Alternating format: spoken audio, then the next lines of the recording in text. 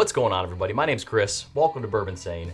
Today we're back with another product, and it's a Maryland rye, one of my favorites, Sagamore Cask Strength. Now I'm pumped for this one. This is the 2025 release, and there's some great specs on this rye. 7 years minimum, 100% Maryland rye, which we know at Sagamore, 123 proof, so almost 62%. Now, mash bill on this is undisclosed, so we're not sure exactly what mash bill is, but typically with these Sagamore expressions, they're a blend of high rye and low rye. So usually it's a 95.5, and then typically the other rye is about 51% rye. So hard to say exactly, it's not disclosed, but this bottle specifically also does say 7 years. That means it's minimum of 7 years. Just from some research online, it looks like a lot of their cask strength expressions were a blend of 4 and 7 year. Now, I'm not sure if the 2025 release is going to be all 7 year plus or not. The bottle I got, though, it says that right on it. So I'm pumped to try it. Maryland rye and Sagamore specifically is something that I really enjoy. You know, I was put onto these bottles a while ago, 5-6 years ago, and they've always been a mainstay on my shelf. So I'm pumped to give this a go. Before we get into the review, let me just ask, does anyone still use challenge coins? You know, I had these from years and years ago. I never see anyone using them anymore. Is this just from like back in my day? People used to use challenge coins, it's not a thing anymore? I don't know. Anyway, for the record, this was sitting for about 15 minutes, just to let it open up a little bit because I'm still in the neck of this bottle. So let's go right into it. Look at the color on that. Not sure how that turns out to you, but it is very dark. Very dark in mine, which makes sense, almost 62%, and the 7 years. You know, as mentioned previously in some other reviews, rye tends to age a little bit quicker than bourbon does. So given that, a lot of times, you know, it may be a 2 to 3 years equivalent of what a bourbon would be. So an 8 or 9 year bourbon might be a 6-7 year rye, you know. Let's go right into the nose. I'm pumped for this one. Oh, yeah.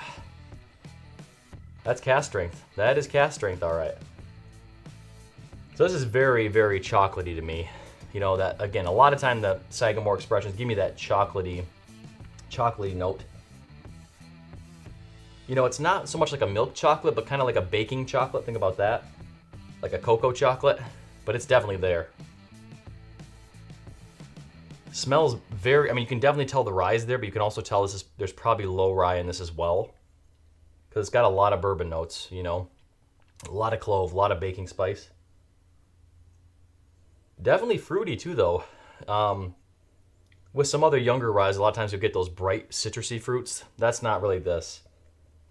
This is more, you're thinking of your stone fruits. A lot of plums. Yeah, like dried plums.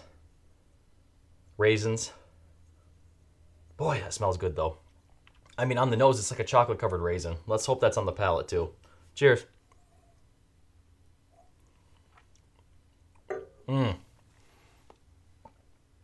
Wow. That's good. That is really good. Whew. That's hot. I mean, 62% isn't that hot compared to some stuff I've had.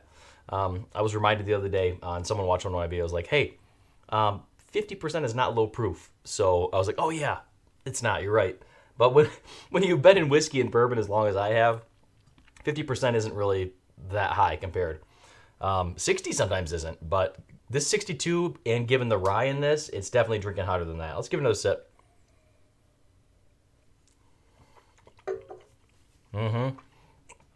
Boy, that palate is very similar to the nose. Honestly, very consistent from nose to palate. Mouthfeel, finish, it's just going. It's going, and I'm salivating constantly.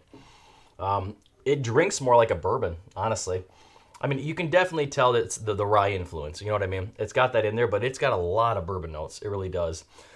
Just given the taste, I'd say maybe, and I don't know, it could be way off, you know, but I just feel like there's probably more of the 51% rye versus the 95.5.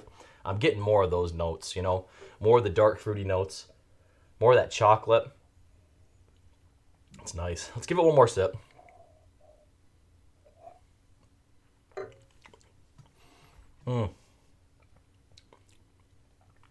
Man, I could drink that all day.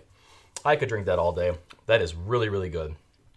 Yeah, this is a pickup for me. I mean, these bottles are not cheap anymore. You know, I used to be able to get this about 50 bucks. Probably 65, 70 now from what I've seen for the older expressions. I should say the previous expressions. But like I said, Sagamore has kind of always been a mainstay on my shelf. It's really good. You know, it's really good. It gives you everything you want from both a bourbon and a rye. Like, to me, it's kind of that perfect balance of bourbon and rye. So if you're someone maybe who's a big bourbon fan, but you've never been a real rye fan, and you want to start branching out to rye, but you don't know how to approach it, maybe start with the regular Sagamore. Unless you're used to the barrel proof, you know, unless you're used to the cask strength stuff, then of course, jump right in. Jump right in. But this is delicious. This is delicious. I gotta have one more sip.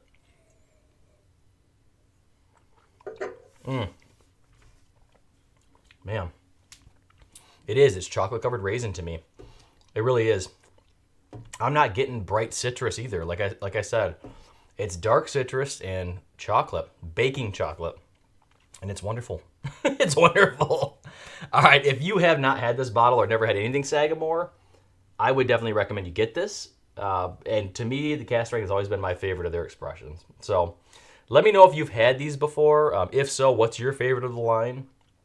I've tried all of them probably at this point now, at least everything I could get my hands on.